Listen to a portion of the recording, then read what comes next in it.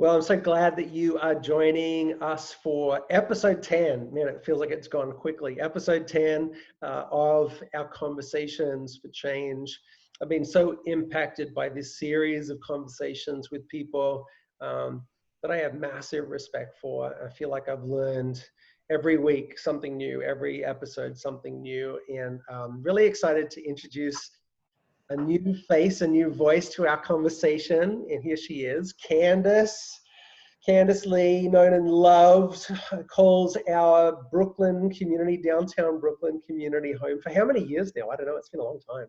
Yeah, I think it's like 6 maybe. Yeah, Yeah, since years. the movie theater days, right? Yeah.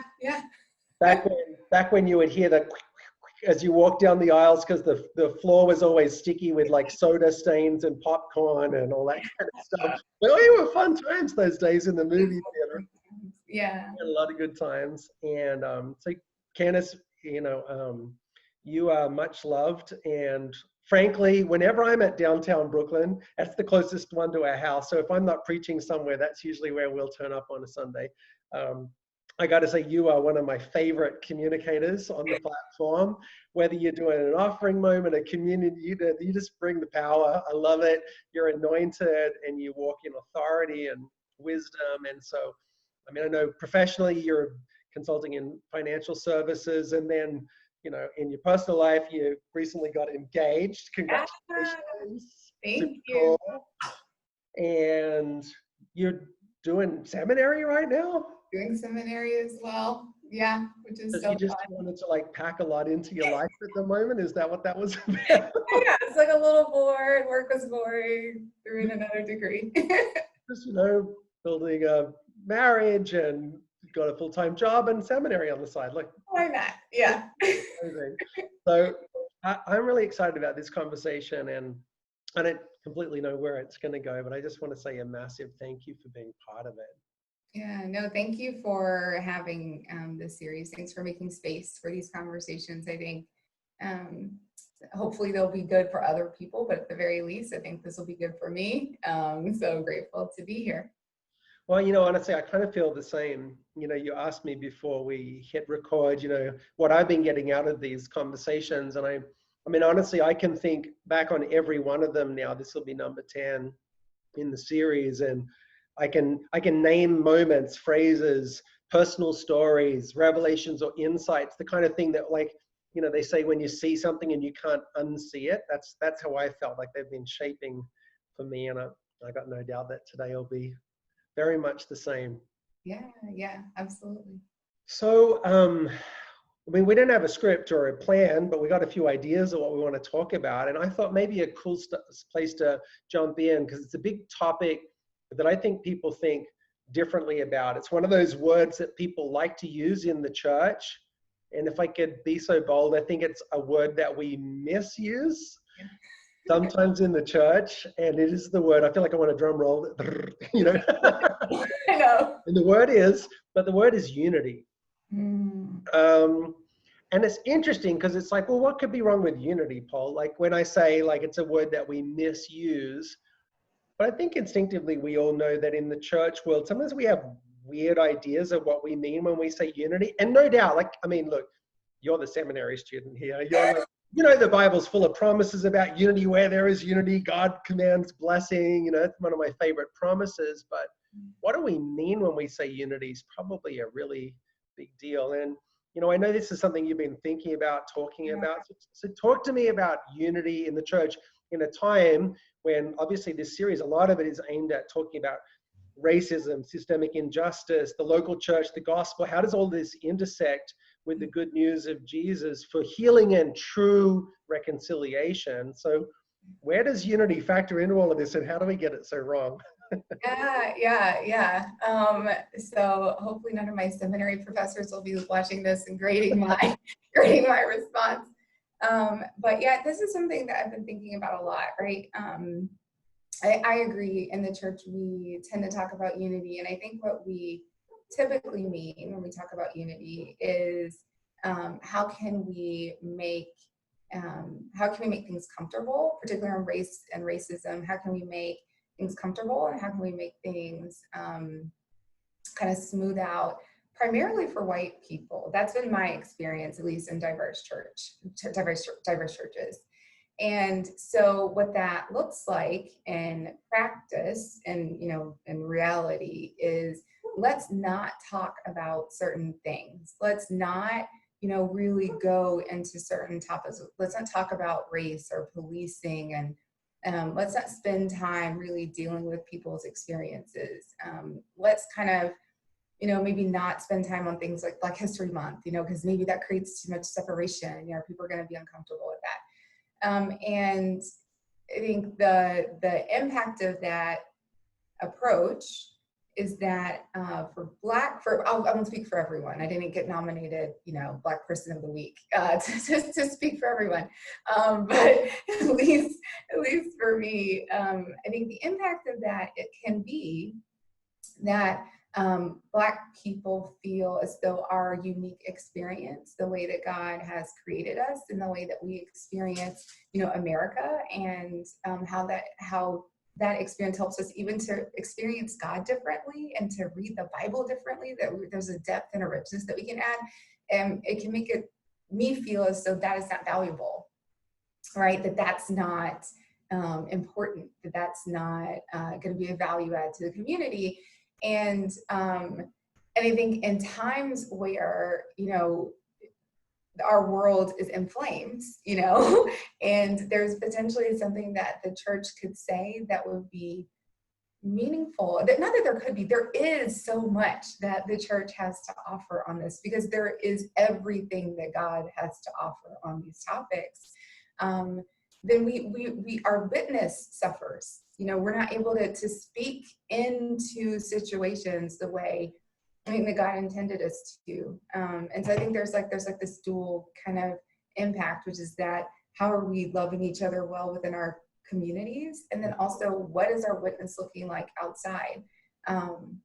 So yeah, I'll stop there. I'd love to, get your thoughts. Or Well, let's talk more about that. I think I'm with you. I think we have a funny thing in mind, or something maybe other than what God meant when he spoke about unity. Certainly short of real unity or even community. Sometimes when we say, it's some version of things like this. Like you gave the example of we don't want to talk about hard things. That's not exactly the phrase you use. Sometimes, particularly when it comes to the white community, that's what we mean when we talk about white fragility, is let's not bring up hard stuff, and make the white people nervous, So there's that. But then there's other pieces to it as well, right? Sometimes it feels, and I don't know, maybe you can unpack this a little bit, like there's some version of the church at large trying to say some kind of can't we all just get along? You know what I mean? Or I don't know, it's it's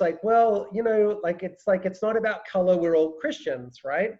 And so there's sort of this idea that it's unity should mean that we put aside differences, or maybe that we don't even acknowledge differences in the first place, because I guess the theological, the spiritualizing of it sounds something like, well, it's just about one name, and it's we're one kingdom. There's, use all the 111, you know what I mean? So it's so what's to talk about? Right. Yeah. No, I agree with that. And there's this also kind of, one of the things we have talked about in seminary is this idea of this disembodying of, of religion and of Christianity, this idea that we're all just spirit anyways, right? We're not, so it's the differences, these bodies we have, the outside that's, and I don't want to get too, theologically, in the weeds here, but I think there's this idea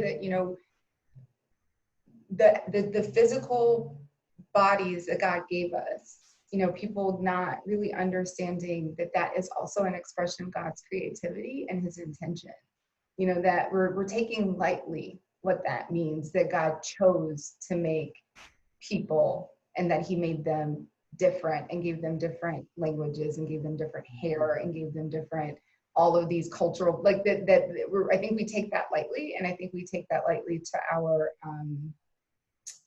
it's to our detriment. I think we don't really get to experience the fullness of God. And I think what we have is this fake unity where we were asking people to just get along and to not bring up things that could make people uncomfortable. And also wanting to kind of really move through things really quickly, you know. And this is not exactly the same thing, but you know, if you've ever had a friend who had a really hard time or like experienced like something really difficult, and you're not personally experiencing that in your own life, it can be really hard to sit with them through that pain. It can be really challenging for you to sit in that until they're out of it, you know. And I think we don't have that practice. I think sometimes we don't have that practice as a body of believers to sit with people in the stuff, particularly if some of that stuff we feel implicated in, right? If we're talking about race and like people thinking, oh no, you know, if this is about racism and systemic, do I feel, you know, now I've got to deal with my own defense mechanisms. And we're not accustomed to just sitting and being with someone through that and saying, hey, I hear you. And this has nothing to do with like, I'm not going to take this on me. This is not about me wanting to, you know, defend myself or explain how I got where I am. And yeah, and you know, what I would encourage people to do, at least in those moments, is to kind of, I've learned about this in counseling, where me and my fiance are premarital counseling. But when you feel something like twinge in your heart, when you feel yourself start to react, it's just to talk to God about that. Like, right. hang on, like that. What's up with that? You know, because if it's not about some sin, you know, then in the other, you know, with the other person, what you're probably reacting to is like something in your own spirit that like God's trying to like work out. And so when you breeze past that just to get comfortable, God can't do what he's trying to do in your life. And then you don't get the real unity because people feel that, you know. You can tell. I don't know. You know, any of us who've had friends, you know, you can kind of tell when like your friends are like over your sad situation when they don't really want to like deal with you in that anymore. So yeah. So where do you think? I mean, I agree. But what do you think? How do we get towards, you know, real unity, not the kind of the false unity that you're talking about, where either we put aside empathy and try to move on, or we just try and gloss over things or spiritualize away important conversations or avoid them. What does a path to real unity look like? Yeah, it's such a good question. I think that, so here, I'll talk about this in two kind of frames. I think one is within kind of the institution of the church, right? If we're to think about that, and I think one is on the kind of micro level within relationships. And so I'll start with the relationships first. I think what it looks like is people being way more intentional, particularly if you're in a diverse community, with having outside of church relationships with folks who don't look like you, to really spend time cultivating that, to not just have it be, hey, yeah, I know her really well, we serve on team together. It's like, oh, you know, what's her middle name? What's her favorite color? Where does she live? You know, these kinds of things that I think we miss, because I think on an interpersonal level, that is where you're able to maybe see the world a little bit differently, where some of those defense mechanisms that normally come up start to not come up as much, because you know the person and you are starting to know their heart, and you're able to take their word for it in a way that maybe you weren't otherwise. I think on the other side, if you think about the institution of the church, part of it has to do with, you know, who do we have in leadership? You know, what are the voices that are speaking and determining like the culture and the norms of our community? You know, I think, you know, for me, you know, one of the things that you know, I grew up going to Black church, and so you know, when I first came to, and I joked about this with the Tarsics before they moved away. like one of the first things when I came to Liberty, you could text your phone number if you wanted to give, during giving. And I was just like, I'm not giving people my phone number. I don't know this. I don't even understand why they're asking for it. Like I was so thrown off of that with that. And when I was talking to the pastors, it's a cultural difference. Like I've never been to a church before where people asked me to text for anything. I was like, I don't understand how to get my bank account number. This whole thing feels off. Like I'm really uncomfortable. And I mean, that's kind of a silly example, but I think there are, when leadership is also not diverse, there are things that can kind of happen and people just don't understand. Like, oh, wouldn't have known that this was something that I might need to explain, or just like, not explain texting, but, I need to explain like, hey guys, just in case folks are nervous, this is what we're using it for, not a big deal. There's lots of ways to give, don't feel pressured, things like that. Because I think it matters and people can hear themselves reflected. And I think it's the same when, things happen in the world, when I know when years ago when Eric Garner was killed and, people were marching in the streets. And I remember we had a woman who prayed during our prayer and praise time specifically for our city. And she was Black. And I felt very seen in that moment. I felt like, hey, there are people in our leadership who get it, who understand that like this is not a normal Sunday. And the more there are people like that in leadership, I think the more, norms for the institution change, as they should, to accommodate people. And then I think you can have real unity, because it's like if people, hear their music reflected in worship that they're used to, they see themselves on stage. It's the same thing that I think we hear when we think about media. The more that happens, the more people think, okay, I can be my full self here. So then when we have the interpersonal relationships, people are getting the all of me as opposed to like the part of me that I typically show, in diverse settings that might be, the 20% of me. Totally. And I think what you're saying is true of all different types of diversity. Yeah. Yeah. I think the same principle applies. Do we have generational diversity? Do we have gender diversity? Both, both male and female representation. Do we have, it's like, or diversity of gifts. It's interesting. I wasn't planning on saying this, but, at the time of us recording this, we're in the middle of a series called Made for More. It's all about the book of Ephesians. And one of my favorite chapters is chapter 4. Which is all about the fivefold ministry: apostle, prophet, evangelist, shepherd, and teacher, right? And the structure of that chapter is kind of like what you and I are talking about. The first bit, the apostle Paul hammers on unity, one church, one God, do you know what I mean? One communion. And then he goes from unity, then he goes to diversity. He's like, Christ himself is given, and then 5 totally different gifts that have a hard time getting along, see the world differently. Do you know what I mean? Like totally, they all think their way is the most important and they're supposed to because they play different parts in the body. And then the last part is all about maturity, right? The last part of that chapter is all like, that the body will build itself up in love as each part does its work. So it's kind of like, to me, I know, I said before, let's not get too theological, but here we go. No. I'm preaching, but it's kind of, but the truth is that's kind of what we're talking about here is like, if we can't get, unity is important. Yes, there are some things that are like, but then at the same time, it's like embracing the diversity of the body of Christ, and I'm using the gifts there as an example, but without embracing that diversity, you don't get to the maturity at the end. If all you want to do is hang on to the one, it's like, okay, and he made us to play different functions. Yep.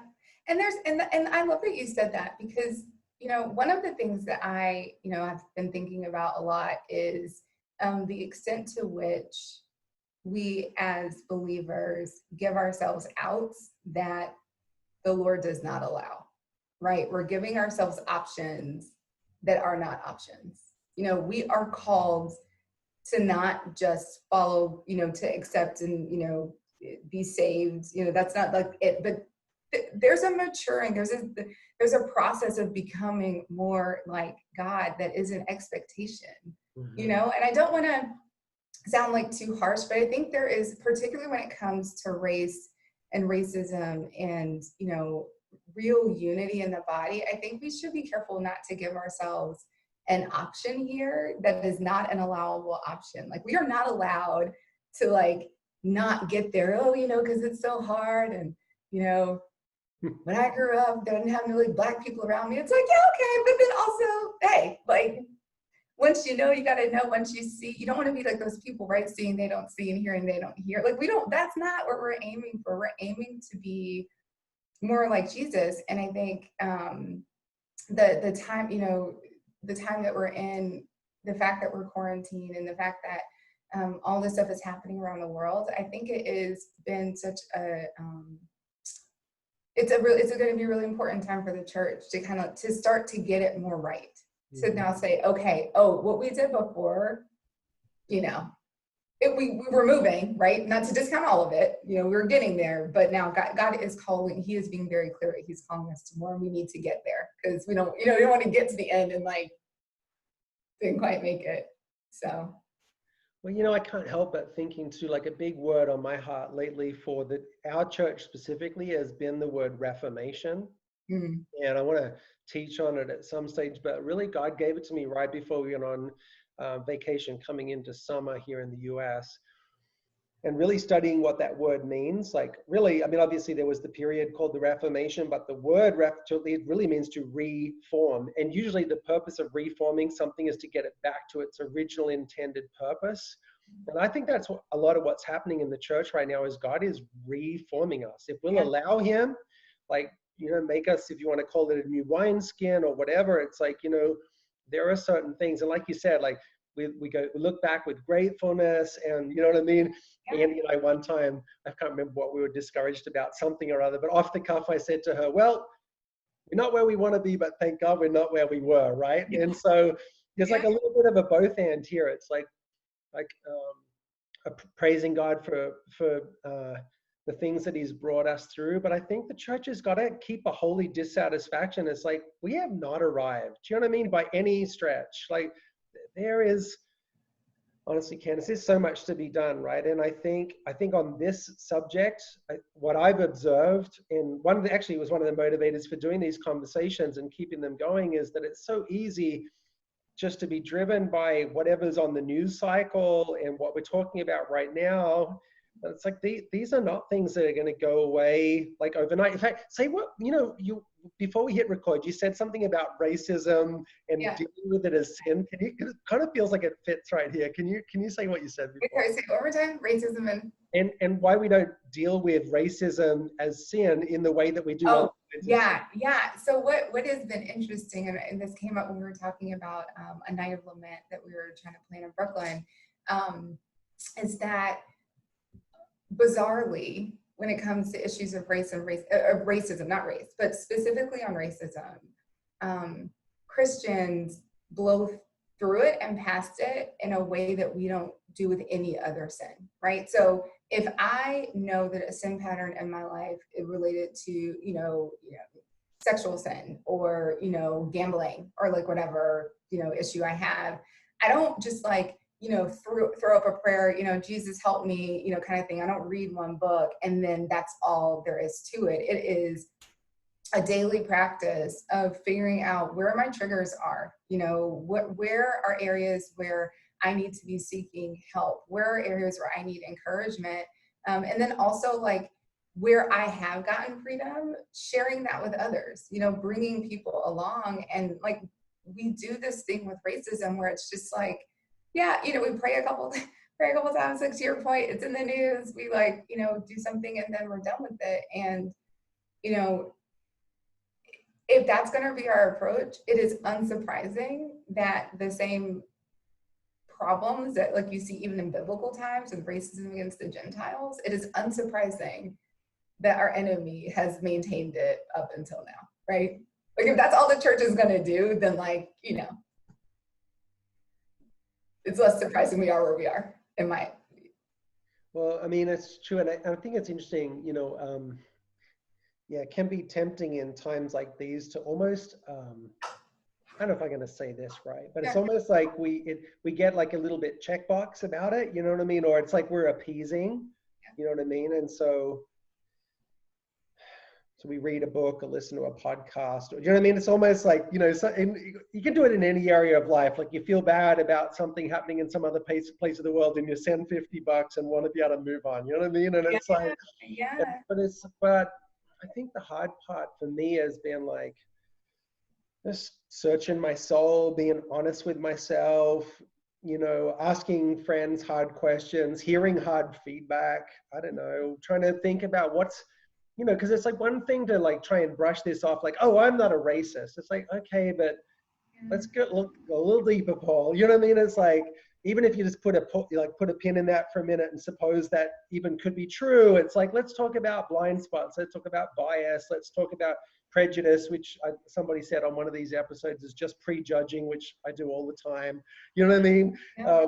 Let's talk about not judging a book by its cover. Let's talk about an ability to empathize. Let's talk about seeking to understand instead of just to be understood. I mean, there's so much to this, right? To actually live out a life of empathy and learning and understanding that could even build a bridge to real unity. I mean, Absolutely. I think that I absolutely believe that to be the case, right? I think that the more that as a real body, right, as like a real family, we can sit and talk through some of the difficult things and start to explain where bias or discrimination or racism exists in our communities, and get everyone, not that everyone has to agree, but even to kind of understand where the issues lie, to be able to start to check behaviors, start to change behaviors.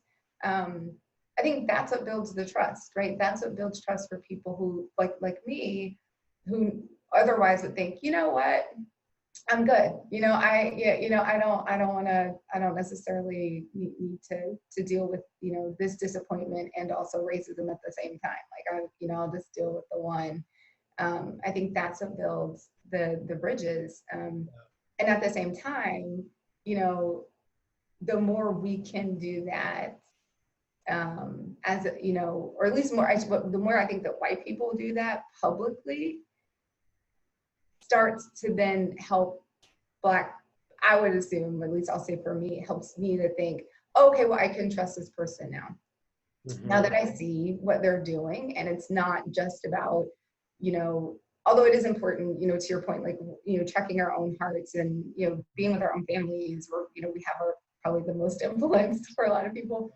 You know, once we move outside of that into like, hey, this is, you know, the place where I have power and influence, and this is where I have a say over the norms and the practices, and we're gonna like talk about racism here, we're gonna talk about discrimination here, and we're gonna like be real clear, call it out, and we're gonna like change it. I think the more we do that, then like Black people are like, oh, okay, so I'm good. Like everyone's not gonna get perfect, but at least like you feel like I can meet you more, you know, halfway on this, because this is a real sense to me. Yeah. And you know what's interesting about that too is it is really a both and I've struggled with that tension at times, because it is both public and private. Especially I think for people in places of leadership, the public piece is also important, because there's a stewardship responsibility, whatever your type of leadership, corporate, church, whatever, there's some responsibility that comes with the influence or the platform, whatever that brings. But it is a both and, because I know for me, you know, there's one low form of leadership in a season like these is to only do the public thing, and then people get a sense you're just posturing. Like it's like, yeah, you do whatever, call it like make me the hypocrite here. Yeah, you do your conversations for change. You'd rather have a conversation without recording it, right? That would be hypocrisy. Yeah. And you know, and so I think that's important. And then on the other hand, I do think it's important to not only have conversations in private. I mean, in a way, like, I guess I just decided this is something I can do. I have a lot to learn, and I'm going to probably ask some dumb questions. I'm probably going to have opportunities to be offended. You know what I mean? I'm going to go on the record learning, and that's okay. And hopefully that makes it feel okay for other people to meet in the middle. And also what's been fascinating for me too is I feel like there's like, when you're willing to go, other people meet you in the middle. So some interesting conversations for me have been some of my, you know, Black African-American pastor friends expressing to me things I would never have known, like them saying some of the racism they experience from their own community, or from, do you know what I mean, or from other minority communities. And I'm like, okay, this helps me to recognize, you know what I mean, there is a unique dimension to some of the interactions between white and Black communities. And then there's also some of this, it's about human nature. Yeah. From the fall of mankind, right, at a sin level, where it's like we all have to be willing to take some steps, right? Yeah. Toward each other, to have these conversations. But I also want to honor what you said, because I think there has been a sense in which the white community, particularly in the church in America, call it white evangelical church or whatever, has been hogging the mic, if you could put it that way. Yeah. Yeah. Yeah. And it's so, yeah, you know, it's so funny because I'm so encouraged, you know, by a lot of what I've seen. I've been like a little discouraged sometimes about some other things that I've seen. And some of that is also how to hold that tension, right? You know, my mom talks about, you as it chew the meat, spit out the bones, you know, so it's, you know, how can I not look at our church at large, like that, like various responses, just in one light? How can I say, okay, well, this is where it looks like we're making progress. This is where it looks like, you know, people probably need a little bit more time or a few more conversations before, you know, or they totally get it. And how can I do that? And how can I express that in a way that doesn't get me in a position where all of a sudden I just bail, you know, on a whole community because I'm just like, I'm over it. Because I don't think that's helpful either, right? That doesn't look like Jesus either. So it's comfortable to share. You don't have to be specific, but give some examples of the sorts of things that are, if you don't mind me asking the question, it's like, what are some of the sorts of things that are maybe discouraging to you, like the aren't really getting anywhere moments? Yeah, I think I know that, you know, when I hear and this is, I've heard some, you know, prominent pastors saying, you know, oh, well, there's no such thing as systemic racism. And I'm thinking, okay, well, that's hard. I think when one of the things that has been really that's been a little disappointing is hearing even Christians who, you know, are in diverse places be really non-conversant in issues around racism in institutions, you know, like not understanding how racism plays out in healthcare or in education. And not that everyone needs to be an expert. And yet, right, if we have a hard time understanding it, then I think it makes it hard to, and the reason that it bothers me is how do you serve people so well if you can't really get into their whole experience, right? If you don't even understand, you know, when one of my really good friends was pregnant, and the first thing I started praying about was that when she delivers her baby, God give her nurses and doctors who will listen to her and pay attention to her so she doesn't die. Because African-American women's maternal mortality rates are significantly higher than they should be in a developed country, and particularly more than white women. So it's higher than white women. And so, you know, I think about that. And then even, you know, when I think about some of the rhetoric around people who want to go back to church and want to worship, when I see gatherings of people without masks on that are white, I just like, all I think about is all the Black people you're going to walk past, and like all the Hispanic people who are dying at like significantly higher rates because of other things such as racism and healthcare. And so, you know, and I know it doesn't come from an unloving place. And so that's the thing, like you want to like chew the meat, spit out the bones. And yet when I see that, I'm just like, it feels very hurtful. It feels like, guys, it's only been 2 months since this guy died on camera. Like, why are we already back here? Like, why are we still struggling? And yeah, so that is the place where it can kind of come, you know, full circle. And yet, right?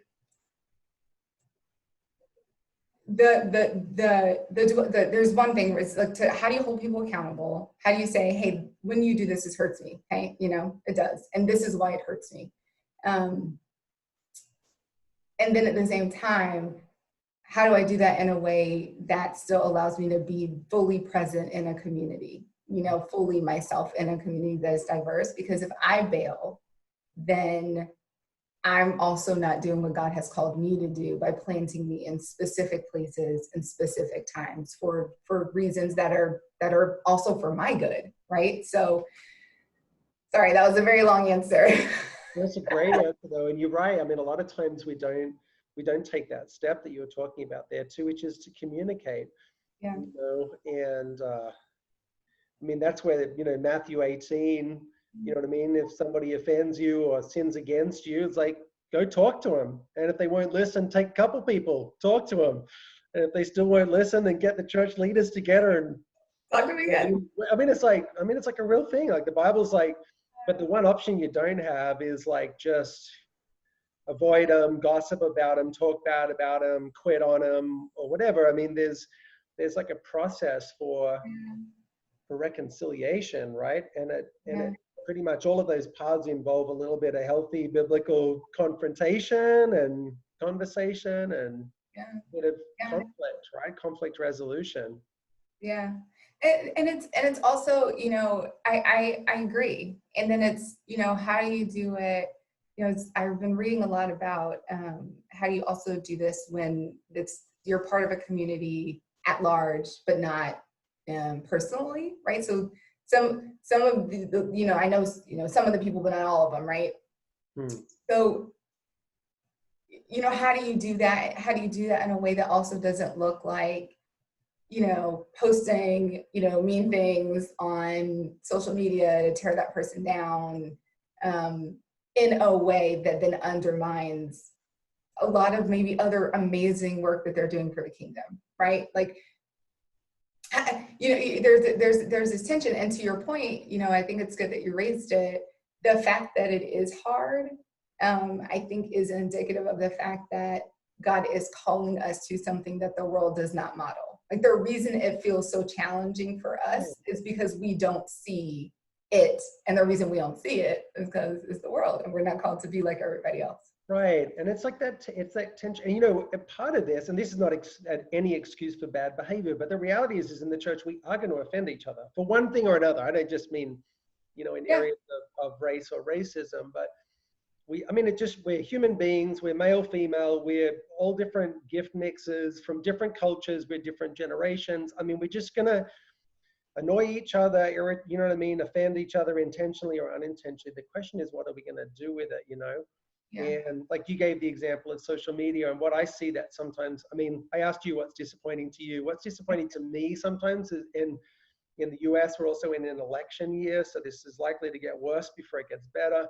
It's just people like hating on each other in the public square that are Christians, you know what I mean? And I read a thread recently where in the middle of all of these people arguing, one guy commented, and everybody's like commenting and refuting, and and this guy says, this is why I left the church. I still love Jesus, but I don't go to church anymore. Nobody commented on his comment. I was like, it really bothered me. It's like there's this one guy in the room trying to say, hey, but it's also interesting. A friend of mine recently offended some people with something on social media. And when they basically kind of posted to each person that was offended, like, hey, sorry if I've offended you. I'd be willing to get together and talk about this. DM me and we'll set up a time. And not one person was willing to talk.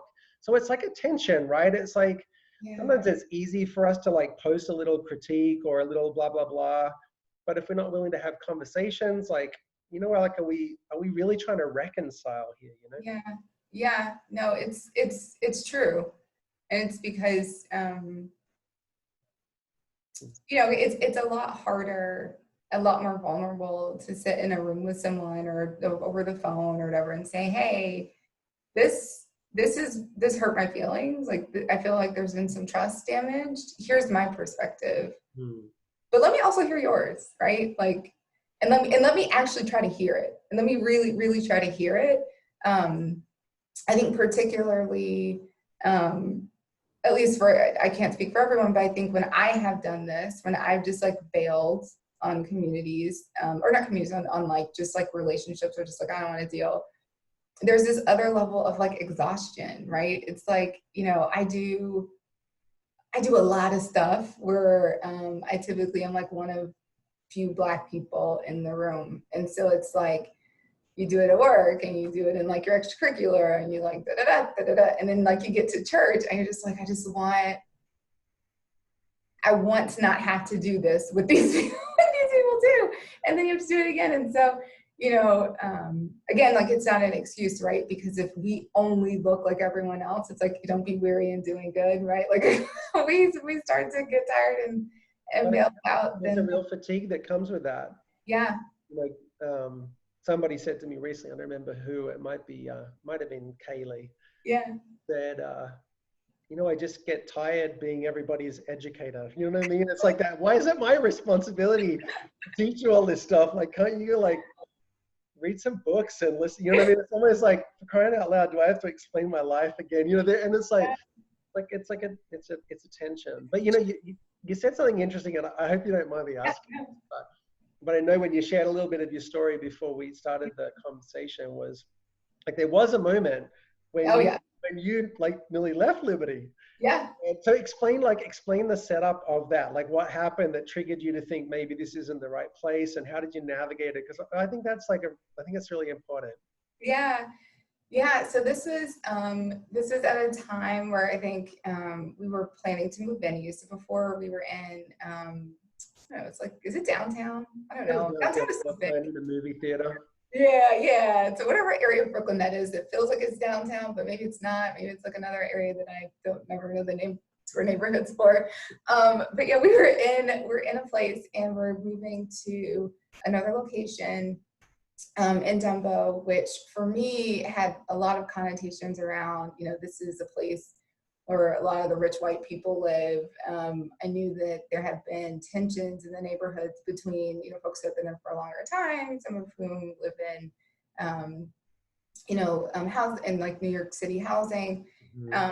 And so, and it was also kind of, I think, in a time where, I think this is like right after like Eric Garner's, like after the police officers, you know, were found not guilty. And so for me, it felt like a very, racially tense time, more so than normal.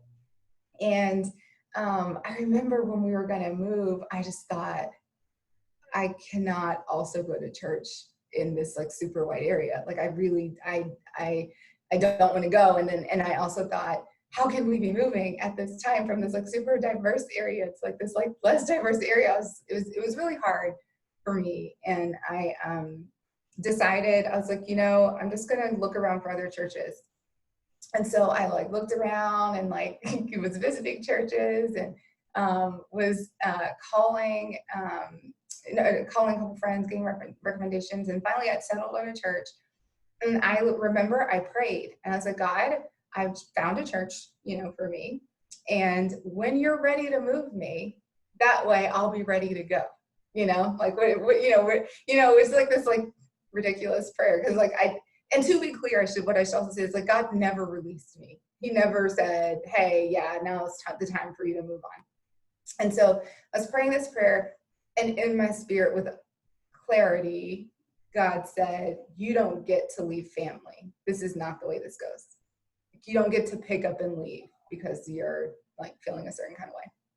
And so I didn't. And I said, you know, you have put me in this place. And so, hey, I'm just gonna write it out. And so, yeah, so that was my story of, you know, trying to avoid conflict, trying to avoid being in a place that I didn't feel was comfortable, avoiding being a part of a decision I didn't like feel good about, you know. And I learned a lot about what it means to be under authority, you know, and under leadership of someone else. I learned a lot about what it means to execute a vision and support a vision that God didn't give you personally.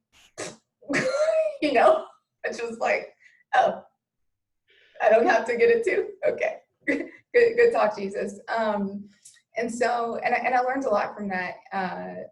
So yeah, that was my piece. Selfishly, I am so glad that you're still in our church family. Yeah. And I mean, I don't know how many people over the years either saying something or not saying something, made that decision. And I don't know, it's between them and Jesus whether they ever had that conversation or submitted that to him. I got no sway over that because I'm not running a cult. It's like people can come and go as they please. You know what I mean? Like that's the way it's got to be. But I have massive respect for people that take that as a decision that they submit to God. You know what I mean? It's like, oh, where would you plant me? I'm the branch or the vine. You know better than me what's good for me. I do fundamentally believe that to be true, and that doesn't take anything from. If anything, that makes it more important to have the hard conversations. It's like, all right, well, if I'm going to be here, then all of me is going to be here. So let's do this. Let's not hide in the back. And do you know what I mean? Yeah. Which are different. And I mean, if I could honor you, like I think you're shaping our downtown Brooklyn community. You are without a doubt one of the pillars in the house. I already said at the beginning, one of my favorite preachers. You know what I mean? I mean, I pray that you're creating the sort of place that would make many other people feel like they found home, community, and help us. I mean, even this conversation today, but 1,000 more that are maybe off the record or whatever that are helping wrestle things to the ground to make this a safe, authentic place. You know what I mean? I'm not speaking specifically of downtown Brooklyn, but I pray it for our whole church. Yeah. No, I appreciate that. And I think, what can be so tempting, and it's kind of what I was saying before, like sometimes I think you have to check yourself when things feel uncomfortable, like what is driving the discomfort. And on the other hand, sometimes you need to check yourself when like things feel real easy, when it just like flies right out of your mouth, or like this is just, and not that God does not redeem and restore and change patterns, right? 100%. And in the name of Jesus, there are going to be things that happen in my life increasingly automatically. They're from the Spirit and not from like who I was before. And yet there are times when I think it's healthy to say, you know what, that would have been a really easy choice for me to leave, and it would have been the wrong choice. It would have been the wrong decision. Like God would not have been able to do. Not that he wouldn't have been able to. I don't think that being sometimes outside of the will of God, walking in disobedience, you get the same type of blessing than you get when you're in. And so I would have been in disobedience in that moment, and that would have prevented a lot of things from growing in me. And then to your point, I wouldn't have been able to have influence in the way that I think God has allowed me to have in this body, in this specific community, where I'm able to, ask questions and maybe suggest things that other people might not have suggested in the same way, And so then, and what a disadvantage that would have been, Yeah, to many people. Yeah, I'm grateful for what you bring, and I'm grateful that you didn't bail. I'm grateful that I didn't bail. There's definitely been moments when I think, God, have I got a new assignment? You know what I mean? It's 2020 has been an interesting thing. Like that's a whole thing. Like leading through the times that we're in right now is challenging, and yet I think He's on the throne. Yeah. And I've often said, while there's breath, there's hope. You know what I mean? So I just got to keep on getting up and going again. And I pray, this is probably a good place even for us to land the conversation. Maybe I can even have you pray over us and pray some action steps over us. You know what I mean? It's like, pray that we do something with these conversations. But my prayer is that we are going to keep on leaning in, and that, I know I put you on the spot with your story. I pray it's encouraging to other people that maybe are feeling that same thing. Maybe it'd be easier some other place. And you know what? I should say something out loud that's important to say. God moves people sometimes. There's no two ways about it. It's like, just because you made Liberty home, like, hey, I got nobody in a headlock. So you know what I'm saying? like God moves people to other cities, to other churches, and amen to that. Like he is the Lord of the harvest, and I am clearly not. I'm a manager, I'm a steward of a local church under him. So Yeah. just to be clear. At the same time, sometimes in these moments of conflict or turmoil or disorientation, I think even right now in times like these when we haven't been gathering in person for a while, there's like an atrophy or call it a spiritual drift or something that can happen, which is maybe got nothing to do with race or reconciliation or calling, but it's just like, but that sense of like, you know, what he said to you about family, that I pray would be anchoring for people in times like these where maybe they're hurting financially, or maybe they're hurting because they're just like quarantine life or whatever, you know, disoriented in career or place or whatever. So Ken, would you mind maybe just kind of closing us out with some sort of prayer, blessing? I don't know. Yeah. Whatever you've got. I mean, I need it. We need it. So Yeah. No. Happy to do it. Yeah. So God, you're so good in all seasons and all times. You are not just present, you know, in like in the mystical sense that you're, you know, kind of in the room, but you are literally here with us. Holy Spirit, we're grateful that you were in this conversation. We're grateful for all the people who are going to watch. We're going to be encouraged. We're going to be hopefully challenged as well. God, just like you said that without faith, it's impossible to please you. You also said faith without works is dead. And so God, we're grateful that you are calling us to action, even in how we live out our faith. And so we just ask that you would give us the right people, that you would put people in our lives who look like all of the tapestry of the people you created in the world, that you would put us in closer relationships, that you would make us aware of areas where we look more like the world than we look like you, that we would be challenged and shaken out of these habits of even how we talk to one another and how we engage with one another, that you would open our eyes to see opportunities to pursue real justice, that we would be less jumpy to move out of the hard spots, that we would sit in them, that we would endure them as family, that we would really be a city on a hill, that we would be people who exhibit your goodness and your grace to the rest of the world. We love you. I'm grateful for Paul and Andy. I guess ask that you would continue to give them wisdom as they steward in these times. I'm grateful for all of the other pastors we've placed in New York City. God, we're just grateful for everything that's going to happen in our community, in our beautiful city, in our wonderful state. And we ask all of your blessings over all your people in the name of Jesus. Amen. Amen. Amen. Amen. Thank you, my friend. Thank you, Paul.